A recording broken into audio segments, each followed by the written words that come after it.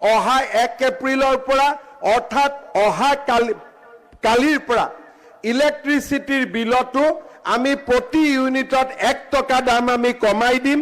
মে মাহৰ বিলত আপোনালোকে 1 টকা কম পাব আৰু যদি সকলো ঠিকে থাকে নৱেম্বৰ মাহত মই ইলেক্ট্ৰিচিটিৰ দাম আৰু 1 টকা প্ৰতি ইউনিটত কমাই দিয়াৰ বাবে প্ৰচেষ্টা কৰিম। ইমান দিনে আপোনালোকে ইলেক্ট্ৰিচিটিৰ দাম বাঢ়া শুনিছে, দাম কমা কোনেও শুনা নাই। এতিয়া অসমত ইলেক্ট্ৰিচিটিৰ দাম কমাৰো আমি নতুন উদাহৰণ স্থাপন কৰিবলৈ গৈ আছো। যিয়ে সপোন দেখো তাকে ৰূপায়ণ কৰাৰ বাবে আমি চেষ্টা কৰো।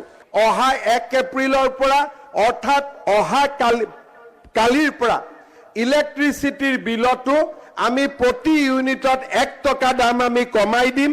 মে মাহৰ বিলত আপোনালোকে 1 টকা কম পাব আৰু যদি সকলো ঠিকে থাকে নৱেম্বৰ মাহত মই ইলেক্ট্ৰিচিটিৰ দাম আৰু 1 টকা প্ৰতি ইউনিটত কমাই দিয়াৰ বাবে প্ৰচেষ্টা কৰিম। ইমান দিনে আপোনালোকে ইলেক্ট্ৰিচিটিৰ দাম বাঢ়া শুনিছে, দাম কমা কোনেও শুনা নাই।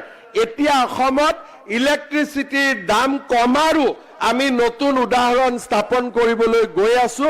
যিয়ে সপোন দেখো তাকে ৰূপায়ণ কৰাৰ বাবে আমি চেষ্টা কৰো।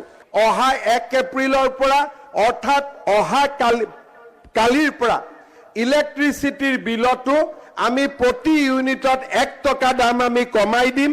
মে মাহৰ বিলত আপোনালোকে 1 টকা কম পাব আৰু যদি সকলো ঠিকে থাকে নৱেম্বৰ মাহত মই ইলেক্ট্ৰিচিটিৰ দাম আৰু 1 টকা প্ৰতি ইউনিটত কমাই দিয়াৰ বাবে প্ৰচেষ্টা কৰিম। ইমান দিনে আপোনালোকে ইলেক্ট্ৰিচিটিৰ দাম বাঢ়া শুনিছে, দাম কমা কোনেও শুনা নাই। এতিয়া অসমত ইলেক্ট্ৰিচিটিৰ দাম কমাৰো আমি নতুন উদাহৰণ স্থাপন কৰিবলৈ গৈ আছো। যিয়ে সপোন দেখো তাকে ৰূপায়ণ কৰাৰ বাবে আমি চেষ্টা কৰো। অহা 1 এপ্ৰিলৰ পৰা অৰ্থাৎ অহা কালিৰ পৰা ইলেক্ট্ৰিচিটিৰ বিলতো আমি প্ৰতি ইউনিটত 1 টকা দাম আমি কমাই দিম। মে মাহৰ বিলত আপোনালোকে 1 টকা কম পাব আৰু যদি সকলো ঠিকে থাকে নৱেম্বৰ মাহত মই ইলেক্ট্ৰিচিটিৰ দাম আৰু 1 টকা প্ৰতি ইউনিটত কমাই দিয়াৰ বাবে প্ৰচেষ্টা কৰিম।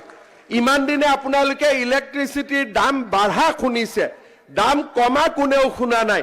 এতিয়া অসমত ইলেক্ট্ৰিচিটিৰ দাম কমাৰো আমি নতুন উদাহৰণ স্থাপন কৰিবলৈ গৈ আছো।